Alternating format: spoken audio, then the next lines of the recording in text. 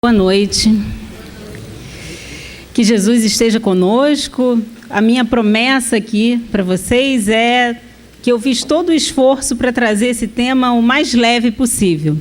Transtornos mentais e mediunidade. É um tema fascinante, lindo, tem coisas super legais para a gente ler sobre isso. Eu sempre trago alguns livros para vocês se inspirarem e continuarem os estudos. Agora eu vou entregar a minha idade mesmo, meus livros estão todos amarelos, amarelos, quase cor de abóbora. A Loucura sobre o Novo Prisma, do Bezerra, vale a pena, é basicamente o que eu usei aqui. O Jorge Andréa também, Visão Espírita das Distonias Mentais, Transtornos Mentais, da Sueli Caldas Schubert.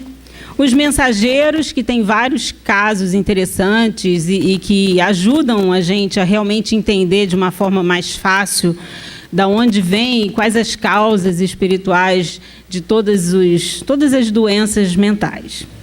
Então, para inspirar vocês a continuarem aí o estudo, né? Bem, transtornos mentais. Alguém aqui tem isso? Todos, né?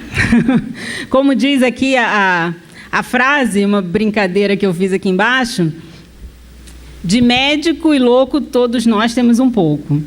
A mediunidade é inerente ao ser humano, né? Ao ser encarnado. E de louco, ninguém de perto é perfeito, né? Então a gente vai falar um pouquinho sobre isso. E, principalmente, a ideia aqui não é a gente entrar profundamente nas doenças mentais, mas a gente entender o que isso tem a ver com a gente, o que isso tem a ver com a nossa evolução e aonde a gente pode encontrar o equilíbrio quando a gente tem alguém que precise da nossa ajuda nesse momento. Para a gente começar a fazer essa reflexão, eu trouxe uma metáfora, não sei se vocês conhecem, sobre os gêmeos no útero materno. Dizem, né? É uma metáfora. Dizem que tinham 2 gêmeos na barriga de uma mãe e que eles começaram a conversar. E um deles era espiritualizado e começou a falar para o outro: puxa, você sabe que eu fico pensando, a gente aqui, nesse lugar quentinho, será que não existem outras coisas? Será que existe vida após o parto? Será que depois que chegar o tempo da gente não ter mais espaço nesse lugar, será que a gente vai sair, vai para algum lugar? E o outro, né, o materialista, virou para ele e disse: claro que não, né? Deixa de falar besteira, claro que não. Olha só, a gente está aqui, isso é a única coisa que existe. A gente está ligado a um cordão umbilical. E ele disse: poxa, mas será que depois do parto, será que a gente não vai poder caminhar, passear, nos expandir pelo mundo? Será que não existem outros de nós por aí? Não, nós estamos sozinhos aqui, somos só nós 2. E aí ele diz: você não pode caminhar por aí. Você já viu o tamanho desse cordão umbilical? Ele é muito curto, você só pode ficar aqui. Não dá para andar por aí com esse cordão prendendo a gente. E o outro disse: ai, mas não sei, eu tenho uma intuição de que existe vida após o parto. E que, às vezes, eu ouço uma voz. Você não ouve, assim, uma voz, como se fosse a voz de uma mãe, que passa a mão na barriga e conversa com a gente, e diz que está esperando por nós em um lugar, preparando o nosso lugar, as nossas coisas. Que besteira, que nada, isso não existe. O que existe são as coisas que a gente vê aqui. E, olha, se prepara, porque está ficando cada vez mais apertado aqui. As coisas estão ficando cada vez piores. Daqui a pouco chega a hora da gente acabar com isso aqui. E é interessante, né? Uma brincadeira, uma metáfora, mas a gente age exatamente assim. Outro dia eu estava conversando com um amigo que é católico, e ele achava um absurdo, uma coisa que para mim é uma coisa tão normal, pensar na reencarnação. E ele estava deprimido porque ele tinha se separado.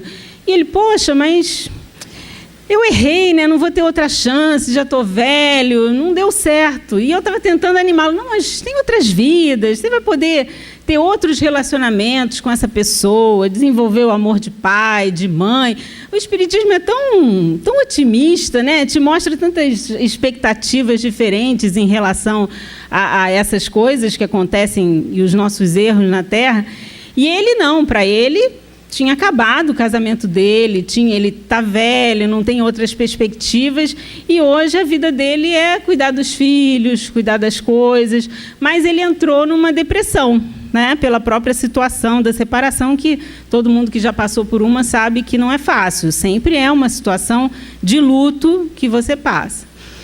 E aí, a gente muitas vezes tem essa postura, muitas vezes nós encaramos a vida, ainda temos a ilusão de que a vida e tudo que influencia a nossa existência são as coisas que nós vemos, como o bebê materialista. E hoje já se sabe que a nossa vida ela é determinada muito mais pelas coisas que nós não vemos. Concordam? Mesmo no lado material, os micro-organismos, as questões da infância, do inconsciente, tudo isso determina a nossa vida. Muitas vezes os traumas, as dificuldades ou as coisas boas que nós passamos na infância que vão determinar a nossa personalidade, a nossa maneira de agir, a nossa maneira de amar as outras pessoas. E é um pouco por aí, né? Nós estamos nesse grande útero e a psicologia ela vem nos mostrar que o inconsciente ele determina muito mais a nossa vida do que o inconsciente, do que o consciente, do que as coisas que nós vemos, do que as coisas que o mundo aparentemente nos mostra que é a verdade. Hoje é inconcebível, mas ainda tem muita gente também, né? Claro que a gente respeita, mas quem é espírita, você pensar que tem milhões de galáxias e universos enormes e só tem vida na Terra. Ainda tem gente que acredita que só tem vida na Terra. E que nada disso, né, na economia de Deus, foi feito para ser habitado. Quer dizer, a gente ainda tem muita coisa para evoluir em termos de sair desse útero que é o nosso planeta. E a gente sabe hoje que a maior parte da nossa vida mental, do nosso mundo, ele é inconsciente. Muitas coisas que nós fazemos, não sei se já aconteceu com vocês, nós nos surpreendemos de fazer, porque nem nós conhecemos as coisas que determinam as nossas ações. Então, hoje, a gente sabe que as coisas materiais, elas são só aparência. O mundo invisível, ele é um mundo que foi descoberto há pouco tempo. Tem um caso interessante dos micro-organismos, né? Eu estava lendo sobre isso e eu achei muito legal de contar. Dizem que no século XIX, os médicos, eles nem imaginavam que existiam micro-organismos, bactérias. Então, alguns médicos começaram a fazer um estudo no Hospital de Viena, que as mulheres que tinham bebê no hospital, a maioria tinha um índice de mortalidade das mães enorme, e às vezes até do bebê. E as mulheres que tinham suas crianças, né, seus filhos, com as parteiras, que tinha uma ala do hospital que fazia parte só com as parteiras, tinham um índice de sobrevivência muito maior nos partos. E os médicos, teoricamente, eram as pessoas que mais estavam preparadas para fazer as cesáreas. E a maioria era de cesárea que morria. E eles começaram a fazer um estudo sobre isso. E aí eles contam que era bem interessante o seguinte, que naquela época as mulheres morriam da febre puerperal. Justamente após o parto, elas começavam 3, 4 dias a ter essa febre e morriam. E justamente as mães que tinham seus filhos com os padres, com os médicos. É claro que tiveram várias teorias, porque como morria muita mulher, aí vinha o padre, aí a outra já ficava preocupada que ia morrer também. Bem, eles começaram a concluir que não, que tinha algum outro problema. E aí, olha que interessante, dizem que antigamente os médicos, eles eram pessoas assim, de muito status, né? Ainda é hoje, mas naquela época o status era andar com o seu avental sangrando, cheio de sangue, de mancha de sangue. Aquilo era sinal de experiência, de um médico importante, um médico bom. Que horror, né? Imagina, você chegar, o médico cheio de sangue no avental. E eles davam aula e faziam necrópsia, né, nos cadáveres, com o mesmo bisturi que eles voltavam e faziam os partos. Nossa! Então, o avental todo sujo de sangue de cadáveres. o bisturi sujo e com bactérias. Só que eles não sabiam que existiam micro-organismos. E aí, como eles faziam? Todos saíam da aula diretamente com seu bisturi, que era assim uma ferramenta de status, né? Porque era um bisturi já velho, já usado. Eles passavam para as gestantes os micro-organismos e elas morriam de infecção puerperal. E aí eles começaram a fazer todo esse estudo. E imagina, você convencer os médicos de que eles tinham que limpar o bisturi, porque eles não sabiam do micro-organismo, mas eles imaginavam que porque eram pessoas mortas. Então, tinha alguma coisa ali que não combinava com o nascimento de outras pessoas. E aí, eles começaram a fazer todo um trabalho dos médicos trocarem as luvas, trocarem os aventais, limparem os bisturis e higienizar o bisturi antes de fazer os partos.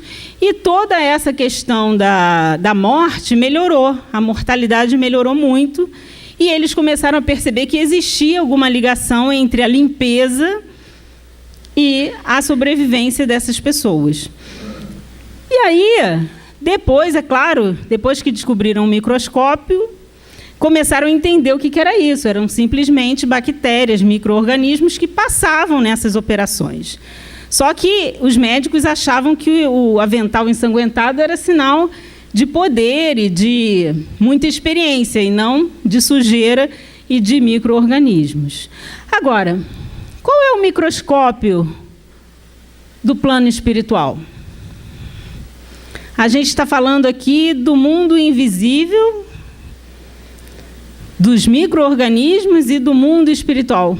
Como é que a gente pode, e o que aconteceu para a gente descobrir o plano espiritual? O que vocês acham? Estava na primeira página. A mediunidade, né? Então, a mediunidade, ela é o microscópio do mundo espiritual. Através da mediunidade, a gente descobriu que tinha alguma coisa além do nosso mundo. Como alguém descobriu o microscópio e descobriu que tinham os micro-organismos. Então, a mediunidade, ela traz para a gente a possibilidade de entender que a gente está muito além daquele útero. Que a gente tem uma possibilidade de se comunicar com as pessoas que não estão nesse mundo, e que isso existe e influencia as nossas vidas. No Livro dos Espíritos, na 459, o Kardec pergunta: os espíritos influem nossos pensamentos e nossas ações? E o que eles dizem? Muito mais, né? De ordinário, eles vos dirigem. Ora, ele não quer dizer aí que nós somos marionetes, mas quer dizer que toda a rede de relacionamento, e hoje a gente entende mais isso pela internet, são influenciadas pelas pessoas encarnadas e desencarnadas, né? Não é uma coisa estanque da outra. É um mundo vivo que micro-organismos, pessoas, animais, vegetais, minerais, seres espirituais estão conectados como numa rede. Nós estamos numa rede de relacionamentos. O mundo, ele é feito dessa troca entre pessoas, entre espíritos e seres espirituais. E aí, tem uma outra pergunta no Livro dos Espíritos, e hoje a gente está falando sobre os transtornos mentais e a mediunidade. É importante a gente entender o papel da mediunidade para a cura e para a saúde mental das pessoas, né? E o Kardec pergunta o seguinte: a faculdade mediúnica é indício de algum estado patológico ou simplesmente anormal? Quer dizer, ele queria entender. E a gente conhece vários casos de médiuns que, no século passado, foram internados como loucos. O próprio Divaldo conta que o chefe dele, ele via os espíritos e ele não conseguia saber quem era encarnado ou desencarnado. Então, ele trabalhava numa repartição, ele atendia todo mundo. E o chefe dele achava ele um doido, né? Porque ele chegava alguém e ia pedir alguma coisa para ele e o chefe ia conferir. Tinha lá a apólice do morto, mas a pessoa estava morta. Até que ele combinou com uma amiga dele, que acreditava na mediunidade dele, que toda vez que chegasse alguém no balcão, ele ia olhar para ela, para ele saber o seguinte: olha, você me diz se está lá ou se não está, para eu não dar furo mais com o meu chefe, senão ele vai me demitir.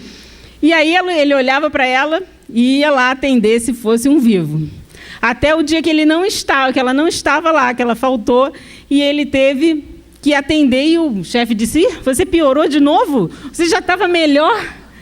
E resolveu encaminhá-lo ao psiquiatra. Você imagina, né? Não há nada pior para um brasileiro do que ser encaminhado para o psiquiatra. Só ser encaminhado para o centro espírita, é pior ainda. Vai para os dois lugares porque você está muito mal.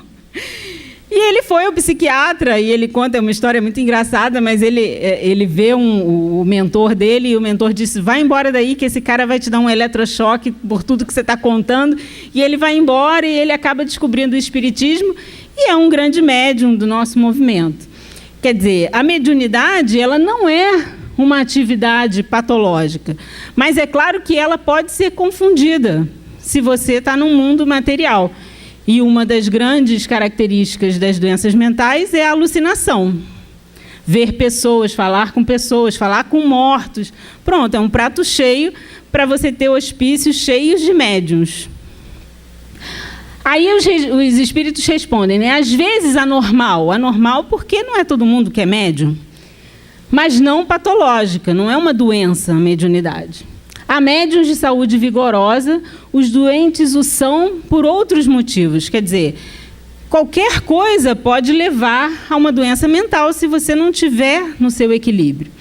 E eu fiz psicologia, uma das coisas que mais são apavorantes na psicologia é que você se identifica com todas as patologias. Aí você diz assim: gente, eu estou fazendo psicologia porque eu sou louca. Mas não é, é verdade. Quem já estudou alguma coisa, já leu alguma coisa, já entendeu que não bate bem. E a gente vai falar um pouco disso. Na verdade, isso tem a ver com a intensidade, né? A questão da doença mental é a intensidade que isso acontece. Mas vamos lá, uma outra pergunta legal do Livro dos Médiuns é se a mediunidade pode levar à loucura. Naquela época, as pessoas tinham muito medo. Hoje ainda tem também, né? Quanta gente é médium, morre de medo de ser médium e fica pensando que vai ficar maluco. Então, isso ainda é um fantasma na nossa sociedade. E os espíritos dizem: não produziria mais do que qualquer outra coisa. Quer dizer, qualquer coisa pode te levar à loucura se você tiver uma predisposição. Quando a fraqueza do cérebro não oferecer predisposição para isso.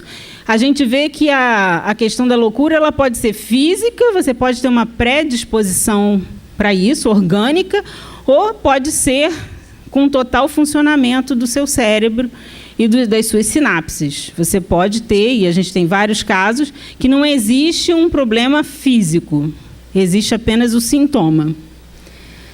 A mediunidade não produzirá a loucura se esta já não existir em germe. Então, podem ficar tranquilos, se são médiuns, podem exercer a mediunidade, porque ela não leva à loucura, né? E isso é importante. Quem é médium é a mesma coisa de você ter um músculo e não exercitá-lo. Se você é médium, se você vê, se você sente, você precisa exercitar. Por quê? Porque com certeza você vai ter uma atrofia dessa faculdade, dessa sua habilidade. E isso tem consequências no sentido de você ver coisas que você não gostaria de ver. Um médium que estuda e que faz todo um desenvolvimento da sua mediunidade, o que ele vai fazer? Ele vai controlar essa habilidade. Ele vai saber usar isso a seu favor, para ele não ter nenhum inconveniente com isso. Então, a gente não precisa ter medo, porque, com certeza, se você é médium, isso tem uma utilidade na sua vida. Seja lá em que religião você esteja, né? É uma utilidade para a sua vida. E é uma comunicação que a gente precisa entender de uma forma mais natural. É uma comunicação entre dois mundos, assim como existe o micro-organismo que influencia na nossa vida e a gente precisa lidar com esse mundo e tomar as precauções, né, para não ter as doenças, assim também no plano espiritual, com os espíritos desequilibrados. Quanto mais a gente souber como lidar com isso, mais fácil vai ser lidar com essa nuvem de testemunhas que a gente sabe que, de ordinário, nos dirige nesse mundo. E é um pouco como na internet. Alguém é sempre o bem e o mal, né? É sempre o bom, a boa influência e a má influência. Quer dizer, você tem sempre as duas. Você tem um anjo da guarda, você tem amigos espirituais que estão sempre ali te dando dicas, te ajudando, te soprando no ouvido algum pensamento, para que você tenha a intuição de segui-los. Agora, tem também, dependendo da sua sintonia, os espíritos que querem que você vá para o outro lado, que você faça alguma besteira, que você tenha problemas na sua vida. E tudo vai depender do quê? Da nossa sintonia. Com quem a gente alimentar mais, com quem a gente estiver sintonizado. Bem, tem uma questão que é quando a gente tem problemas emocionais. A maioria de nós prefere uma doença física, concorda? Imagina, assim, eu torci o pé, eu vou no médico, vou engessar, vou tomar remédio, vou tomar anti-inflamatório e aquilo vai se curar. Agora, quando a gente tem um sintoma emocional, então é aquele caso do paciente que procura o seu médico, chega lá com palpitações na emergência, passa à frente de todo mundo, chega lá e o médico diz para ele, olha, fizemos todos os exames e o senhor não tem nada. O senhor está com uma crise de ansiedade. Então, eu vou encaminhá-lo ao psiquiatra. Nossa, a psiquiatria é a especialidade do nada. Concordam? Quando a gente não tem nada e tem sintomas, encaminham a gente para o psiquiatra ou para o psicólogo. Então, é a especialidade do nada. E é impressionante, assim, que você tem pessoas com palpitações, pessoas com vontade de se suicidar, com instinto assassino, e elas não têm nada. Tem alguma coisa errada na nossa conceituação, né? Claro que as pessoas têm alguma coisa, porque elas não são só aquele corpo, elas têm algo além do corpo, muito mais do que aquele corpo. Mas para a nossa medicina, a psiquiatria ainda é a medicina do nada. Quando você não tem nada, é para o psiquiatra que você vai. E aí, lá no psiquiatra, o que você vai ver? Você vai ser ajudado, né? Você vai começar a entender, mas ainda é, para a gente, muito angustiante. A maioria de nós tem medo de ir ao psiquiatra, acha que é coisa de maluco ainda. E não é. O Divaldo diz que todos nós deveríamos fazer um check-up anual no psiquiatra, como fazemos um check-up do coração. Porque tudo isso tem a ver também com os hormônios, né? Os hormônios da afetividade, que a gente vai falar aqui, que determinam justamente a depressão, a cólera, a raiva, a neurose, a psicose. Então, essas coisas todas precisam ser, sim, diagnosticadas. E depende da gente começar a olhar e cuidar da nossa saúde mental também. E é um pouco como a gente estava falando no início, né? Na posição, o Jorge Andréa fala que na posição evolutiva que nós nos encontramos aqui, podemos dizer que, de uma forma ou de outra, não existe uma personalidade normal. Todos nós temos alguma coisa anormal, faz parte do processo evolutivo. Isso é que é interessante, assim, não é uma coisa fora da curva, faz parte. Nós fomos criados simples, ignorantes, passamos lá pelo reino mineral, pelo reino vegetal, pelo reino animal, e nesses estágios do princípio espiritual, nós adquirimos os instintos, as sensações, e nós estamos, na fase hominal, desenvolvendo outras habilidades que não são tão materialistas. Faz sentido? Quer dizer, nada foi nos dado por acaso. Todos os nossos instintos nós aprendemos nos diversos reinos animais que passamos. E hoje a gente está numa fase de controlar esses instintos e converter esses instintos a outras coisas, a sentimentos mais nobres, a intuição, a espiritualização.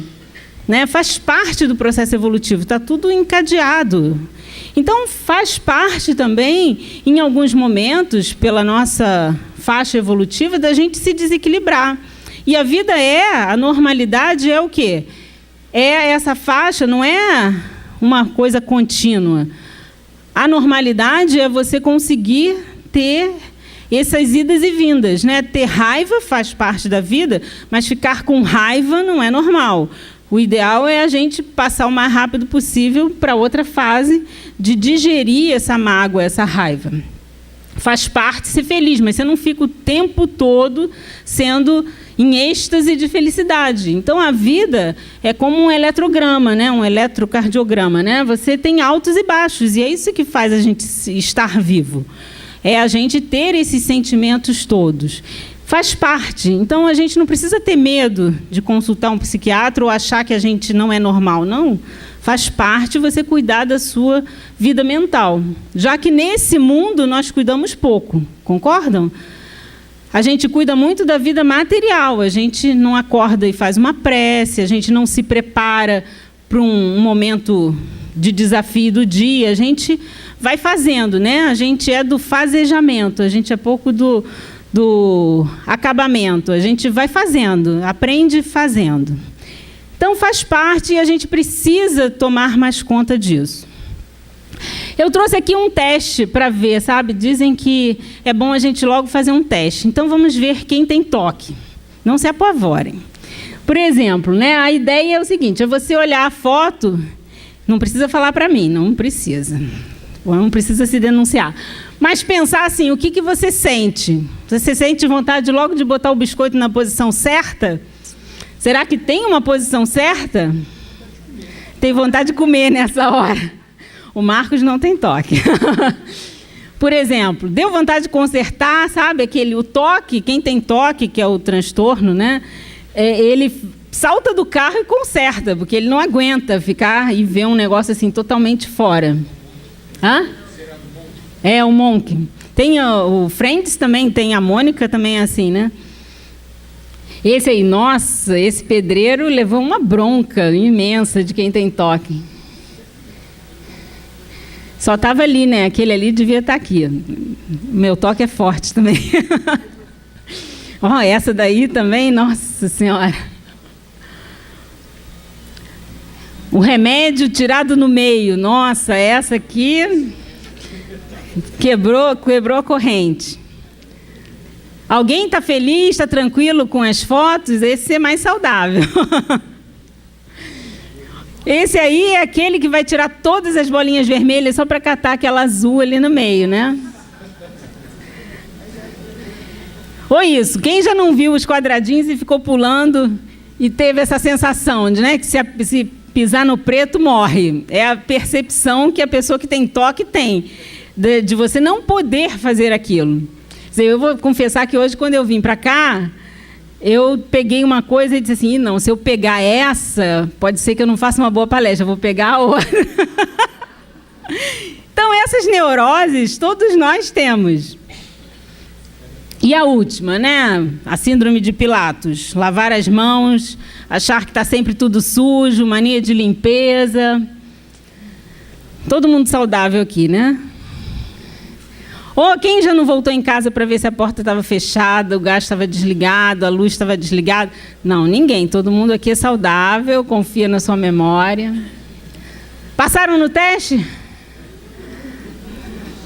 Bem, como eu falei no início, de médium e louco, todo mundo tem um pouco. Então, se você se angustiou com alguma dessas coisas ou se identificou, é sinal de que você tem um pouquinho de toque, só um pouquinho. Qual é a diferença da patologia? É que aquilo atrapalha a vida da pessoa. Quer dizer, a pessoa tem que voltar em casa. Ela pode já ter viajado, ela vai voltar 20 quilômetros para ir lá ver se a porta está fechada. Porque ela não consegue conviver com a dúvida da porta estar fechada. Ela não consegue pisar aquele filme Melhor é Impossível, né? Um caso de toque. Ele não consegue fazer nada, ele tem que ir andando daquele jeito. E a diferença da patologia é que ela limita a sua vida. Ela faz com que você deixe de interagir e de fazer coisas, e você, quanto mais você alimentar isso, mais fechado no seu mundo você vai ficar e mais limitado pela doença. Agora, o interessante que a gente vai ver aqui, quem estuda psicologia vê, é que todos nós temos um pouco de todas essas doenças mentais, de todas essas neuroses obsessivas, histéricas, de todas elas, porque faz parte ainda da nossa estrutura cerebral. E o Jorge Andréa fala uma coisa muito legal. Ele diz que a maioria das doenças mentais, e aí a gente já vai começar a entender um pouco mais o lado espírita, né, as explicações espíritas, eles têm a ver com compromissos kármicos. Então, a gente vai ver o seguinte, existem doenças mentais que não são fruto de obsessão, de influência de um espírito, Mas existe sempre influência espiritual quando você está desequilibrado, concorda? Pela sintonia que você está. Então pode ser algo orgânico, pode ser algum compromisso kármico que você traga de outras vidas, mas com certeza, se você está numa faixa de desequilíbrio, você tem alguma influência espiritual piorando aquela situação. E aí não é tão importante a gente saber. Às vezes as pessoas chegam no centro espírita, outro dia me perguntaram, mas o seu centro dá mensagem, dá diagnóstico, vai assim aquela consulta? Claro que não. Para quê? Né? Por que isso? O Divaldo conta um caso muito legal que chegou uma moça e trouxe a camisa do filho e disse para ele, eu quero que você dê um passe na camisa do meu filho, porque ele não aceita o espiritismo, ele não acredita nessas coisas. E o Divaldo falou para ela, eu também não acredito. Como assim vou dar um passe numa camisa de alguém que não acredita?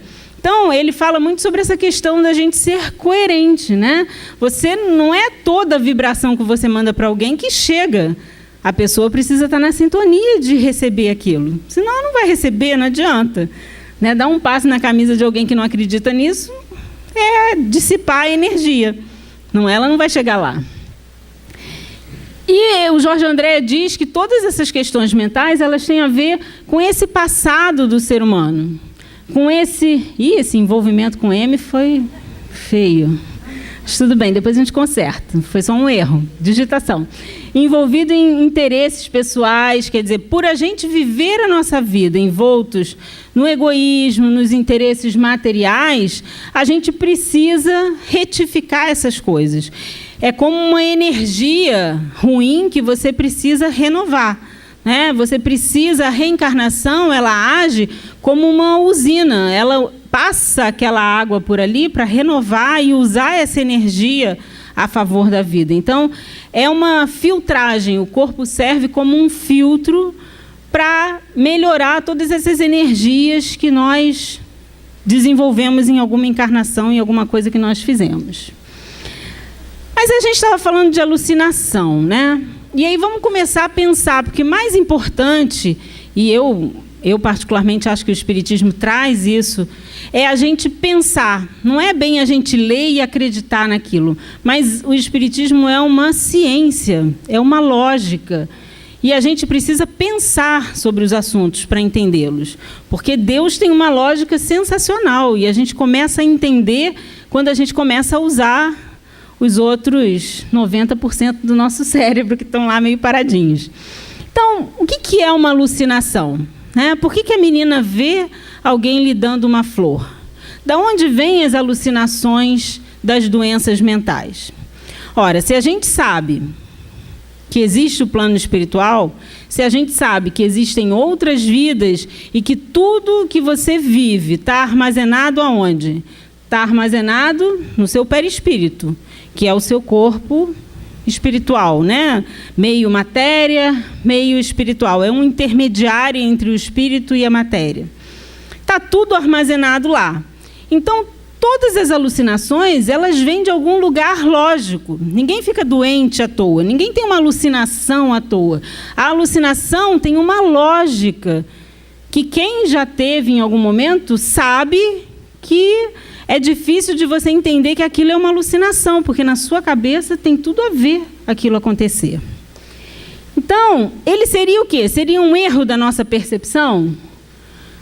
Por que será que acontece esse erro da percepção do nosso cérebro? Por que nós vemos coisas que não existem?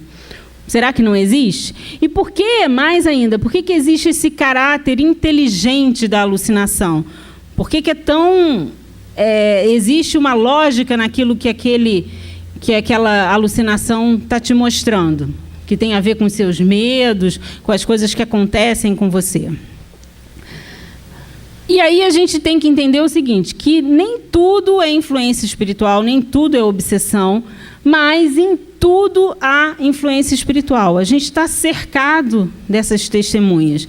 E se você, em algum momento, você pode estar num processo de autoobsessão, que é um processo anímico, quer dizer, não é um processo onde tem um espírito obsessor envolvido, mas tem as suas lembranças de vidas passadas que eclodem por algum motivo. E aí, assim, não existe uma fórmula. Neurose é isso, psicose é isso. Não, porque cada um de nós tem uma história de vida. Cada um vai ter um sintoma diferente. O importante é a gente entender que toda vez que você vê alguém que está alucinando, se você se aproximar, você vai entender qual é a lógica daquilo. É o quê? É um medo. É uma revivência de uma morte, de um assassinato. Nos Mensageiros, o André conta, né, o André Luiz conta o caso de um caluniador que ele chega no plano espiritual e ele está super alienado, está num processo mental super desequilibrado, e ele começa a se concentrar para entender a história dele. E ele começa a ver que ele revive todas as coisas erradas que ele fez de outras encarnações.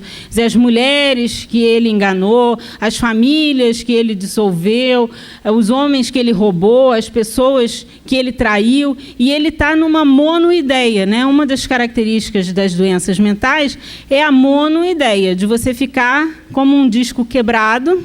Quem é jovem não vai entender isso, né? Como é a gíria jovem para o disco quebrado? Hã?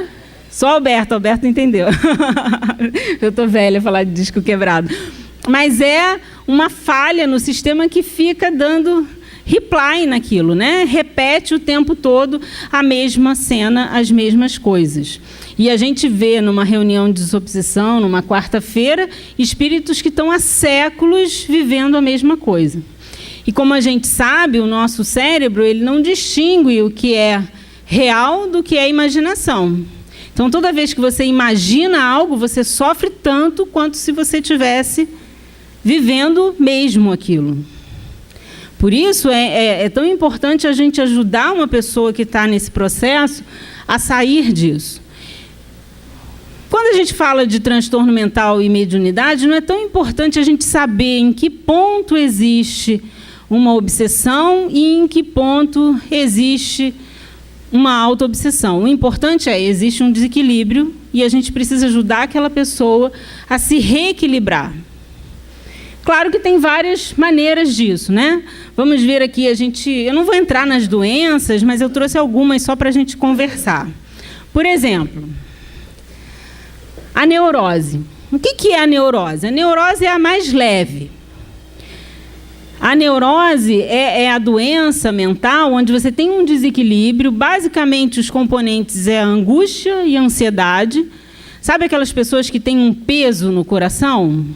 E eu já falei, não se assustem, vocês vão se identificar com todas elas. Não quer dizer que vocês estão neuróticas. Todo mundo já teve esse peso, essa angústia no coração durante algum tempo. Já aconteceu com todos nós. A diferença é que o neurótico ele vive 24 horas essa angústia. É duro, é pesado, né? Mas ele não afeta o pensamento. Então, o neurótico é aquela pessoa que, sim, ele vive normalmente no nosso meio, mas ele tem as suas manias.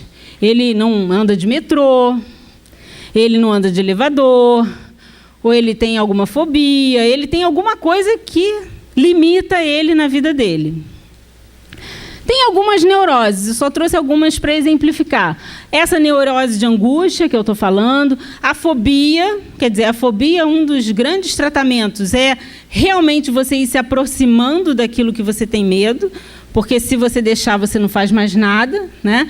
Então, quem tem medo de elevador tem que ir aos poucos, testando, sobe só um andar, sobe o resto de escada, sobe 2, você vai diminuindo o seu pavor, porque o neurótico, o fóbico, ele tem pavor daquilo, né?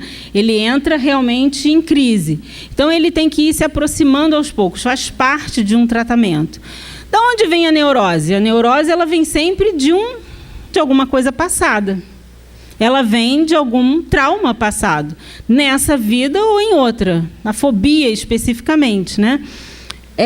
O Netterton, que é o descobridor da terapia de vidas passadas, ele tem um livro sensacional que mostra, ele conta vários casos, e ele conta um caso de um homem que tinha ejaculação precoce. E ele foi fazer regressão de memória e descobriu que ele era um escravo reprodutor. E ele tinha que fecundar não sei quantas negras por dia na senzala, e ele levava muitas chicotadas se ele não desse conta rápido do trabalho. Então, ele tinha um trauma super lógico, né? Quem está afim de levar uma chicotada numa hora dessa? Então, ele trouxe isso de uma outra encarnação. É claro que a gente não vai entrar nos detalhes do porquê que ele também passou por isso, porque, com certeza, tudo é uma rede, um encadeamento de situações para a gente evoluir e aprender. Mas ele trouxe um trauma de outra vida, que limitava ele. Nesses casos de fobia, a regressão de memória é uma das terapias que são indicadas. E ele começou a fazer, porque o que a gente fala das fobias é que como se fossem pontos energéticos que, em determinado momento da vida, começam a soltar aquela energia desequilibrada. E o Netterton conta, então, como é que esse homem conseguiu, né, com toda a terapia que foi feita, reequilibrar essa parte da vida dele. Ficou bom? Com certeza ele melhorou muito. Mas é algo que ele vai ter que administrar a vida toda. Porque tem algum sentido, que é o desgastar essa energia que veio traumática e ficou lá em algum momento. A gente até fala em psicologia, o Jung diz que o problema não é o que fizeram com você, é o que você faz com o que fizeram de você. Então, não é a questão dele ter apanhado, mas é como ele internalizou essa situação de que ele tinha que ter pressa. Como é que ele significou isso para ele, né? Para uns, isso não é um problema, é um karma que passa e passou aquela vida, passou. Ele não. A neurose histérica, a histeria tem vários sintomas. Um dos principais é a anestesia, né, de você ter um braço, uma perna. E isso tem muito a ver, o Bezerra diz, né, o Manuel Filomeno de Miranda conta, que a histeria é um dos casos clássicos de obsessão. Então, na histeria, na maioria das vezes, tem realmente um caso de obsessão. Simples, mais profunda, de subjugação, de fascinação, mas a histeria normalmente precisa de uma conjunção de um centro espírita, de uma ajuda espiritual nos casos de histeria, porque são sintomas muito severos.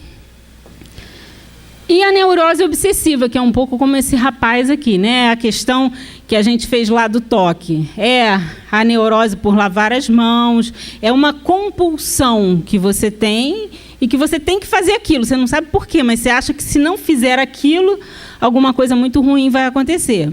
Então, você volta em casa e esteja lá onde você estiver para ver se o gás está desligado. Então, são as coisas que limitam a vida da gente. A neurose ele é um desajuste temporário, não é muito grave no sentido das doenças mentais, né? É claro que é um desajuste que aconteceu, como no caso desse escravo, alguma coisa que ele significou que dá um desajuste na harmonia que ele tem com a vida. E a causa ela está no distúrbio dessa visão da gente, como a gente vive, do mundo material. Então, quanto mais a gente desenvolver a nossa visão espiritual, melhor e menos sintomas a gente vai ter. Porque se a gente entende que essa vida é uma passagem, é um pequeno pedaço da nossa vida imortal, as coisas têm muito menos peso, né? As coisas não são assim tão duras. A gente entende que é como na escola, é uma prova para você aprender alguma coisa e ser alguém melhor. A psicose. A psicose ela é uma condição anormal da mente. Dizem, né, que a neurose, o neurótico ele cria um castelo, o psicótico mora no castelo. Percebem a diferença? O neurótico sabe que é um castelo imaginário. O psicótico não, ele tem certeza que aquilo existe. Basicamente, essa é a diferença. O psicótico ele tem total perda de contato com a realidade. Ele vive um mundo à parte. E os principais sintomas são a alucinação, delírio, desordem do pensamento. Só para ficar mais fácil, a gente tem dois grupos aqui. Os espíritos dizem que a psicose é realmente a doença da alma. É uma autêntica doença da alma. É quando você adoeceu psiquicamente. Dois grupos, a esquizofrenia e a mania e os psicóticos maníacos depressivos, que hoje tem o bipolar, que é uma variação mais leve, né? Vamos dizer, uma coisa mais tranquila. Então, a esquizofrenia, ela, basicamente, quem conhece um esquizofrênico percebe que ele vive num mundo próprio, ele tem menos contato possível com as pessoas. Agora, o que é interessante a gente ver aqui? Qual é a causa espiritual disso? Por que alguém se nega a entrar em contato social? O que será? Com certeza, ele vem de alguma situação de desequilíbrio mental, né?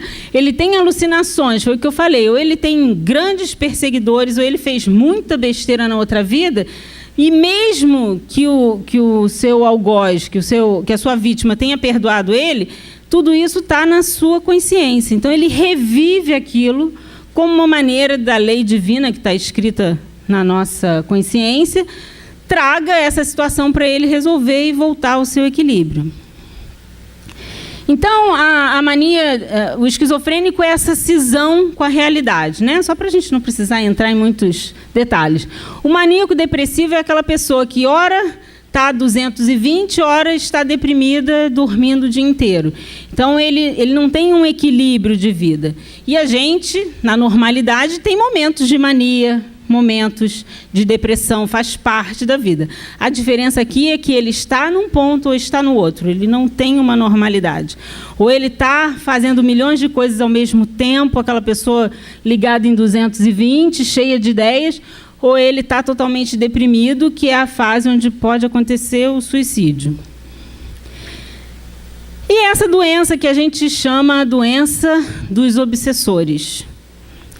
Os psicopatas, basicamente, são pessoas que têm um transtorno da personalidade. Elas não têm culpa. Elas não têm uma sensação de que elas estão fazendo algo errado. Elas não têm remorso. E aí, claro, né, dizem que correspondem a 4% da população. Uma vez na Veja, acho que foi na Veja ou na Exame, saiu um artigo sobre os presidentes, que a maioria dos presidentes são psicopatas. Nossa, e a gente que trabalha em empresa acha isso ótimo. Então, o Espiritismo diz que não há cura nessa vida. Porque o que são, então, os psicopatas? São espíritos revoltados com a lei divina. Então, eles são frios, calculistas, é o obsessor, o chefe, né, no plano espiritual inferior das grandes tramas. Então, os psicopatas, eles normalmente são espíritos que reencarnam para desgastar e sair do umbral, mas são espíritos ainda revoltados com as leis divinas, que são muito inteligentes e que estão totalmente desligados da sua afetividade. Normalmente por traumas, por perdas. A gente vê na quarta-feira quantos obsessores chegam aqui falando desse jeito, né? Então, isso eu já falei, no Consolador o Emmanuel fala isso, né? Que são, em geral, espíritos com uma grande revolta em relação às leis divinas, e eles normalmente não conseguem uma vida só desgastar essa patologia. Eles precisam de várias encarnações para desgastar isso. Quem vê Criminal Minds aqui, tem vários casos interessantes ali de psicopatas. E uma coisa interessante é que eles querem ser pegos. Isso é uma coisa interessante. A questão deles, mesmo eles não tendo remorso, eles deixam pistas, porque eles sabem que estão, pensando espiritualmente, né, eles sabem que eles estão desassociados da lei e da harmonia universal. E, claro que a gente está falando aqui que a gente tem um processo auto-obsessivo. Em todas essas patologias que eu estou falando, elas podem ser tanto de causas físicas, podem ser provocadas pelo próprio espírito, ou pode ser por causas obsessivas, como é o caso da histeria, como eu falei para vocês. E aí, sempre nesse sentido, quando o processo é obsessivo, em algum momento da vida, você deu uma brecha para aquela obsessão começar. Então, tem sempre um marco da doença mental. Alguma coisa aconteceu que a pessoa tem aquela crise. E aí, para que a gente está falando isso tudo, né? O que isso serve para a gente? Como eu falei, todos nós temos um pouco de médiuns e de loucos. A diferença é a intensidade. O Allan Kardec diz que todos nós somos médiuns. Todo mundo é um espírito, então tem possibilidade de se comunicar com outros espíritos.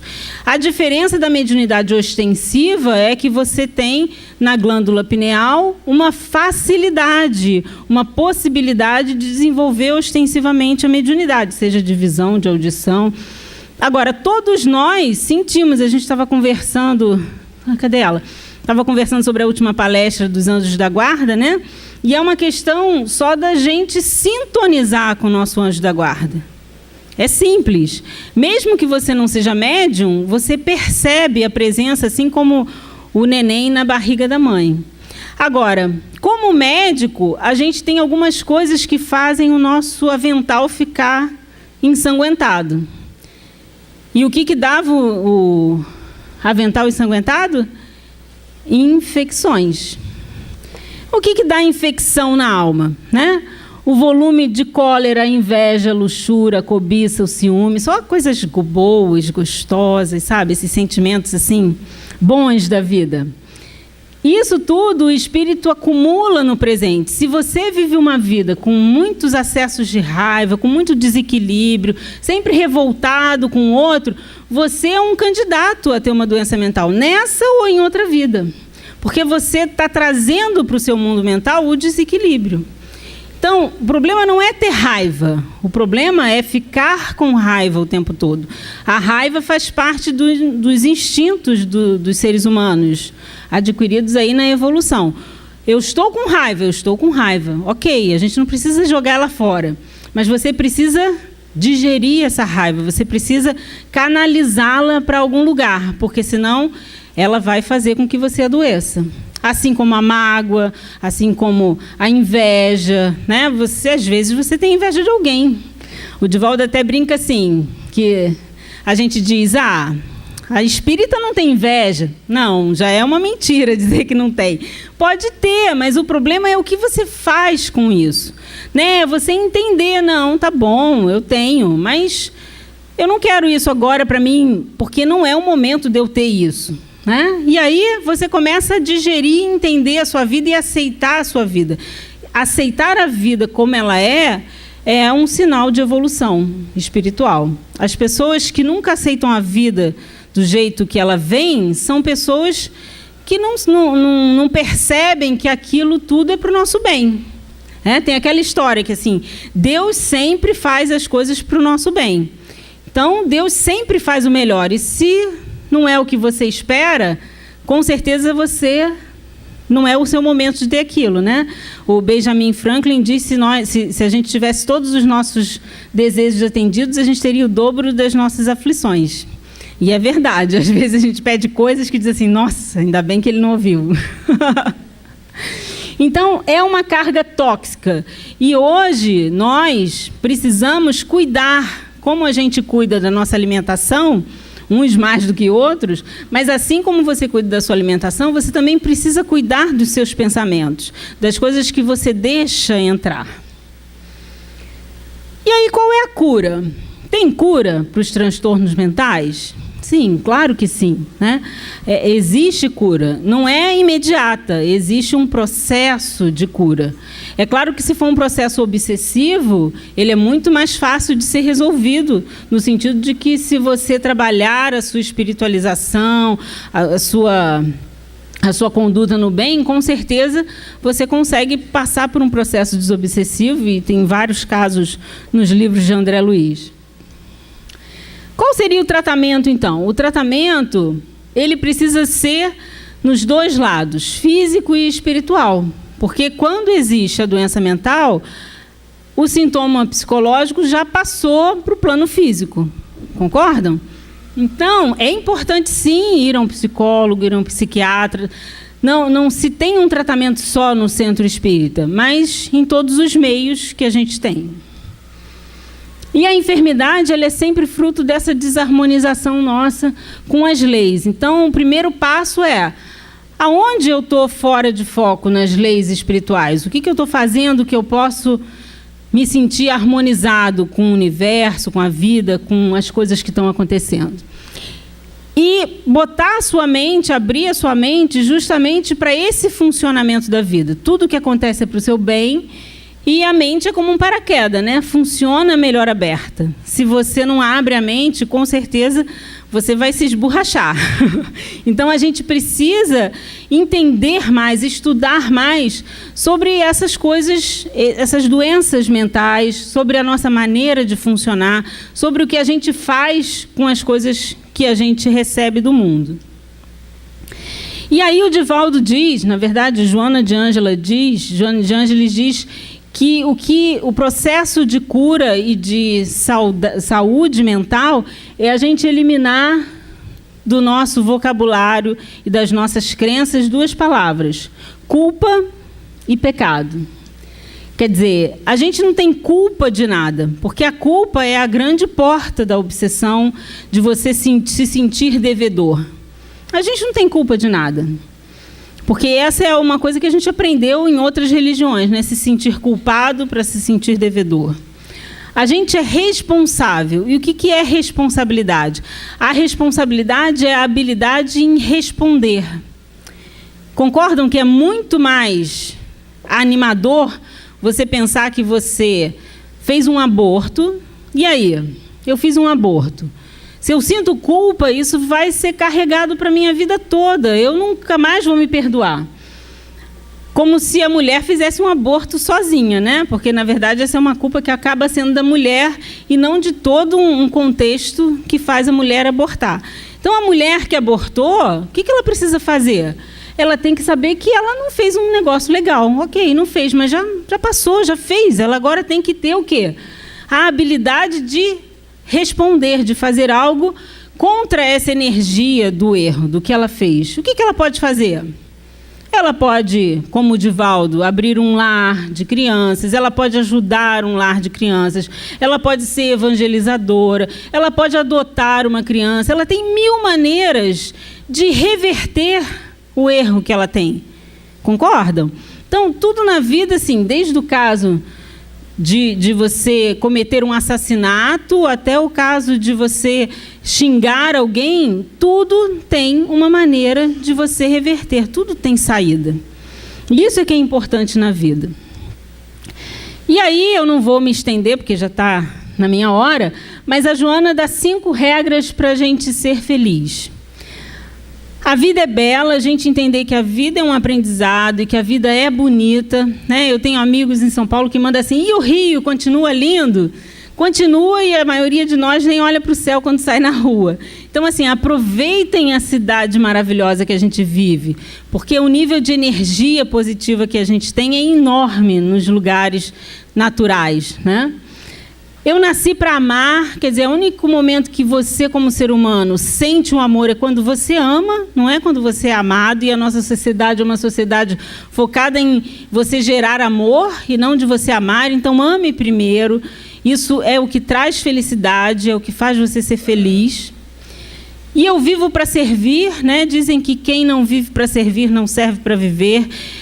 Já se sabe hoje pela neurociência que a caridade, o servir ao próximo, tem um nível de serotonina, de adrenalina, que naturalmente faz você ficar mais feliz e te isenta da depressão. E o mal que me fazem não me faz mal, mas o mal que eu faço é que me faz mal. Então, isso é que é importante. A gente não tem que estar tão preocupado com o que a gente recebe dos outros, mas principalmente do que a gente dá para os outros. Cada um dá o que tem. E há um sol brilhando dentro de você. A gente falou do sol externo, mas a gente tem que saber que nós somos luzes, né? Nós temos essa luz interior. Então, acredite em você, goste de você, se aceite antes de passar dos 40, porque só depois dos 40 que a gente se aceita. Eu vejo minha filha assim, isso e aquilo, já se aceita logo, porque, né, só depois dos 40 que a gente se aceita e a gente já não está lá essas coisas como estava com os 20. Então, assim, se aceite, goste de você, seja quem você é, que é o primeiro passo, ter prazer de ser você mesmo e fazer a sua luz brilhar, fazer o que você pode pelos outros, seja pequeno, seja grande, a gente sempre tem algo a dar. E é isso que faz a vida ser melhor. E principalmente quando a gente pensar em doenças mentais, em intercâmbio com o mundo espiritual, pensar que tudo acontece para o nosso bem. Então, usar isso para crescer, se desenvolver e evoluir é que faz essa vida ter sentido. Obrigada.